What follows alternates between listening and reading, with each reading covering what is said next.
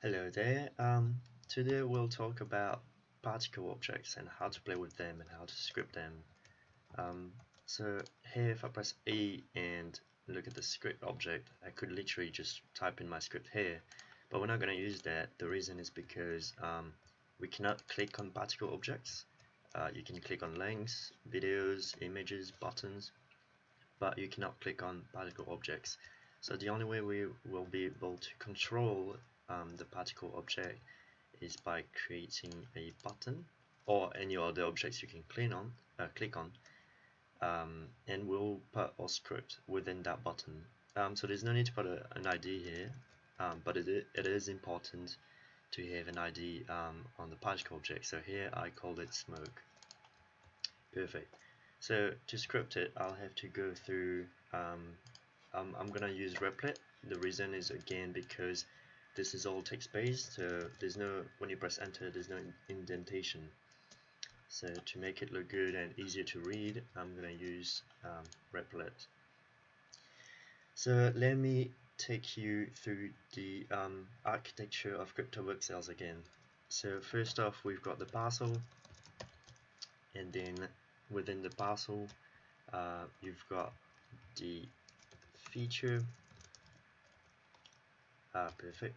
And then with it, the feature's got a rotation, it's got position, scale, whatever, all of those.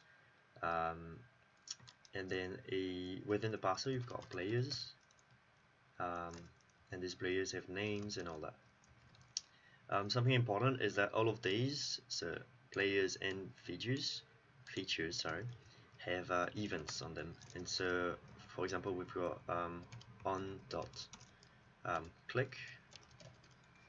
So what happens when you click on it?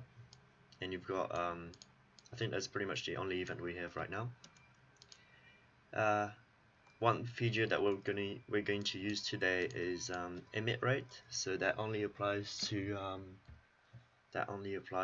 particle objects. So it's called emit rate, which is the rate of emission. And yeah. So now you're probably wondering why, how we're gonna connect the two, right? Like how this button is gonna know what we're talking about. And that's when this architecture is quite important to understand. The reason is because we've got two features here, the button and the particle object, and so we're gonna go through the parcel to tell it. We're gonna tell the button by what is the particle object by going through the parcel. And I know it might sound complicated, but it's actually really freaking easy. So we'll start by saying let smoke equal to parcel dot get feature by ID and smoke. So what this does is it tells, okay, we start from the parcel and then we get the feature by ID from that parcel. So here we're in the parcel, and or the ID of our feature is smoke, so that's why I've put smoke here. Perfect.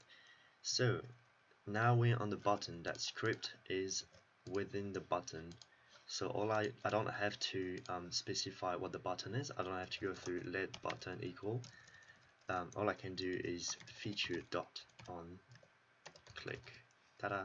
So now we know that we talk about the button here, because it's within the button already. So feature is gonna tell it. So we have an event when we click on it. So and then start a function. So what happens when we click on it? So first off, I'm gonna tell the log that the button has been pressed. So button pressed. Perfect. And now we wonder what are we going to do with this? So what do we want? So right now the emission rate is quite low. So let's say we want to put it to 100, or the max. So let's go back to Replit. Cool. Here, what we do is we go smoke, because we told it that the variable smoke is the particle object. Dot set, and then open curly brackets because it's an array. Emit rate, as we said before, 2 little dots, and then let's put it to 100. Perfect. That's all we need. So Control C, not that, the button, Control V, awesome. Now you have to refresh the page, and I'm gonna open the console so I know if there's a problem with my code, and let's press the button. Perfect, everything is working fine. Alright, so let's make things a little bit more interesting. So say we want the emission rate to be really low every time, like normally, but then when we click on the button it's going to be at max, and then 5 seconds later it's going to go back to a tiny amount. Also, just to mention, the lowest amount you can put is not 0 but 1, so you cannot turn this off entirely, as 0 doesn't work. So yeah, so let's start again. Let's start this. Alright, so first off, when you click the button, you want to put the emission rate to max. That's what happens. Now, how do you make a timer? What you can use is you've got set interval. Set interval will produce in a timely manner. It will call a function, like for example every 2 seconds it will call that function.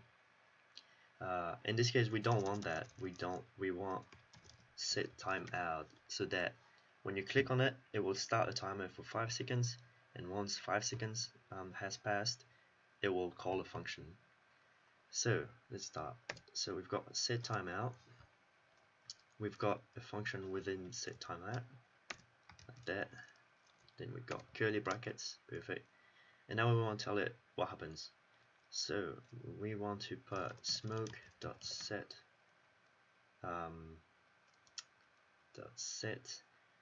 sorry I got a bit lost there we go. Set emit rate is equal to 1. Yep, so back to normal, and then that's pretty much it. The only thing we should not remember the only thing we should remember is that we want to tell it how long it has to wait. So in this case, this is in milliseconds, so for 5 seconds you have to put 5,000. If you wanted to put 1 second, it will be 1,000. Cool, so let's try this out. So let's copy and then get the button, paste it, making sure it's the right code. Yeah, perfect, nice. Oh shit. So now let's go with UI.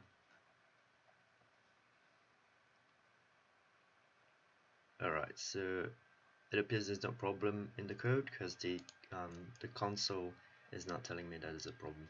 So let's try it. So if I click it, it goes hard for 5 seconds, and there we go. Now it's back to normal.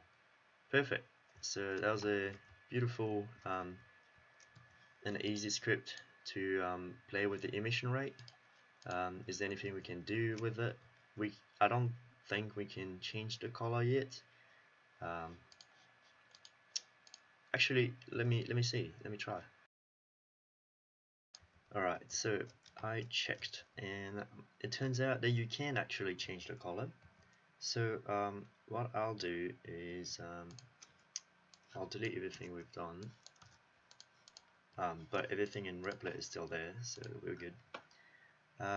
So what we'll do is I'll remove this position changing, because that's gonna make it a bit hard to see. What you can do to change the color of a particle object is you go smoke dot set and then you go color 1, and that's your first color, and then you have to set an RGB array. So RGB red, green, blue, you can Google RGB, there you go, and then you've got your color selection here. So let's say you want yellow, for example, so we can just go here, copy these numbers, perfect, and then you go paste it there. Perfect. So our first color is going to be yellow. Smoke.set. We'll set our second color 2. I'll set it to black. So black is usually 0, 0, 0. Let's not forget the brackets. There we go, perfect. Alright, sweet. So we'll keep the emission rate change, but we'll focus on the color this time. So let's try that. There we go, copy and paste. Perfect. I'm going to open this and I'm going to refresh. I press F12 to open the console, by the way. I should have said that sooner. Alright, so let's try. Perfect. It's black and yellow. Alright, cool. That's how it is. Hope you guys liked it. And I'll see you soon.